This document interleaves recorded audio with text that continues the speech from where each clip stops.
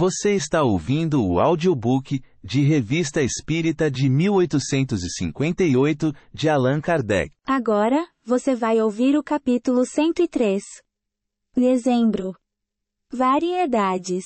Monomania. A Gazette de Mons publica o seguinte: um indivíduo acometido de monomania religiosa, internado há 7 anos no estabelecimento do Sr. Stuart, e que até aqui se havia mostrado muito manso, conseguiu enganar a vigilância dos guardas e apoderar-se de uma faca.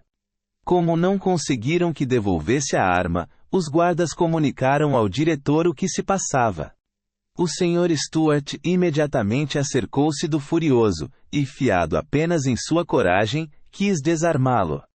Mas apenas tinha avançado alguns passos ao encontro do louco, quando esse precipitou-se com a rapidez do raio e o feriu com golpes repetidos. Foi com muita dificuldade que conseguiram dominar o assassino. Das 7 facadas com que o Sr. Stuart foi atingido, uma era mortal. A que o atingiu no baixo ventre. Segunda-feira, às 3h30, ele sucumbiu em consequência de uma hemorragia nessa cavidade. O que não teriam dito se aquele indivíduo tivesse sido atingido por uma monomania espírita, ou se, em sua loucura, tivesse falado de espíritos? Entretanto, isto seria possível, considerando-se que há muitas monomanias religiosas, e que todas as ciências forneceram seu contingente.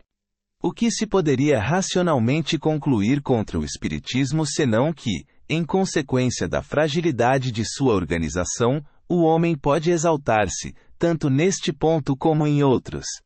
O meio de prevenir essa exaltação não é combater a ideia, do contrário correríamos o risco de ver renovados os prodígios das Cévenes.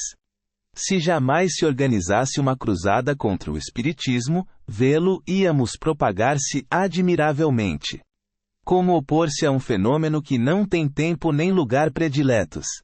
Que pode produzir-se em toda parte, em todas as famílias, na intimidade, no mais absoluto segredo, ainda melhor do que em público. O meio de prevenir os inconvenientes, nós o demos em nossa instrução prática.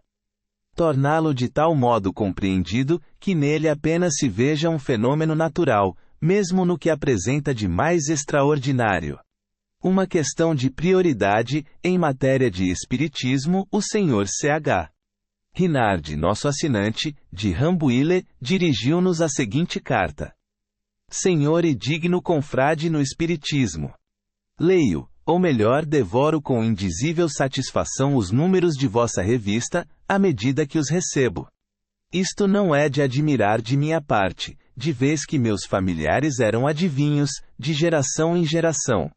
Uma de minhas tetravós tinha até sido condenada à fogueira, como contumaz no crime de Vaudry e frequentadora do sabate. Ela só evitou a fogueira refugiando-se em casa de uma das irmãs, abadesa de religiosas enclausuradas. Por isto herdei algumas migalhas de ciências ocultas, o que não me impediu de passar pela crença no materialismo, se crença aí existe, e pelo cepticismo. Enfim, fatigado, doente de negativismo, as obras do célebre estático Swedenborg trouxeram-me à verdade e ao bem. Tornando-me também estático, convenci-me ad vivum das verdades que os espíritos materializados do nosso globo não podem compreender.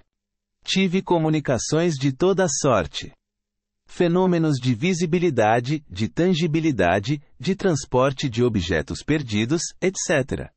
Teria o bom irmão a gentileza de publicar a nota que segue, num dos seus próximos números? Não é uma questão de amor próprio, mas de minha condição de francês. Por vezes as pequenas causas produzem grandes efeitos. Por volta de 1840 eu tinha travado relações com o Sr. Carragnet, torneiro e entalhador, que viera a Rambouillet por motivo de saúde. Esse operário de alta classe pela inteligência, foi por mim, apreciado e iniciado no magnetismo humano. Um dia eu lhe disse: tenho quase certeza de que um sonâmbulo lúcido é apto a ver as almas dos mortos, e com elas entrar em conversação. Ele ficou admirado. Induziu-o a fazer tal experiência, quando contasse com um sonâmbulo lúcido.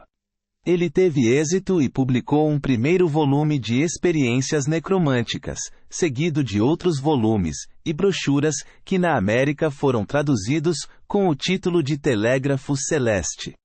Depois o estático Davis publicou suas visões ou excursões pelo mundo espírita. Sobre os desmaterializados, Franklin fez pesquisas que chegaram a manifestações e a comunicações mais fáceis do que outrora. As primeiras pessoas que ele mediunizou nos Estados Unidos foram a viúva Fox e suas 2 filhas. Há uma coincidência muito notável entre este nome e o meu, pois o vocábulo inglês Fox significa raposa. Dia muito que os espíritos me haviam dito que era possível a comunicação com espíritos de outros globos, dos quais seriam recebidos desenhos e descrições. Eu expus o assunto ao Sr. Carragnet, mas ele não foi mais longe do que o nosso satélite.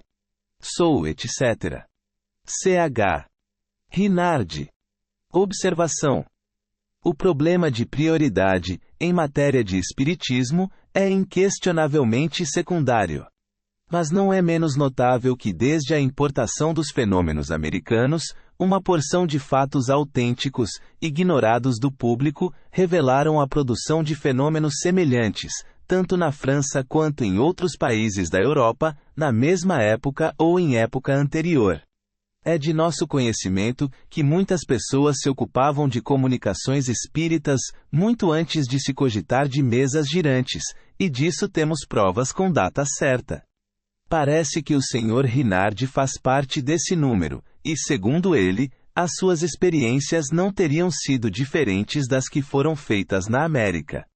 Registramos a sua observação como interessante para a história do espiritismo e para provar mais uma vez que esta ciência tem raízes no mundo inteiro, o que tira aos que lhe queiram opor uma barreira, qualquer possibilidade de êxito.